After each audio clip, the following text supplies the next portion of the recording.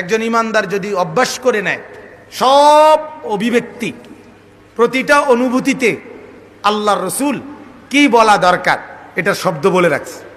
মাশাআল্লাহ, ইন্না লিল্লাহ, সুবহানাল্লাহ, আলহামদুলিল্লাহ, লা হাওলা ওয়ালা কুওয়াতা ইল্লা বিল্লাহ, ফি আমানিল্লাহ, নাউযু বিল্লাহ, আস্তাগফিরুল্লাহ। এগুলা কখন কোথায় বলা উচিত এগুলা নবীজি সব বলে গেছে। এজন্য একজন ইমানদারের অনুভূতি, হৃদয়ের আবেগ, উচ্ছ্বাস এটা প্রকাশ করতেও উচিত আল্লাহর নাম ব্যবহার করা। সুবহান। মুসিবত তখনও আল্লাহ, সুখ তখনও আল্লাহ, দুঃখ তখনও আল্লাহ। হরদম আল্লাহর নাম জবানে উচ্চারিত হওয়া এটা আল্লাহ পাকের সবচেয়ে বড় চাওয়া। বলেন আলহামদুলিল্লাহ।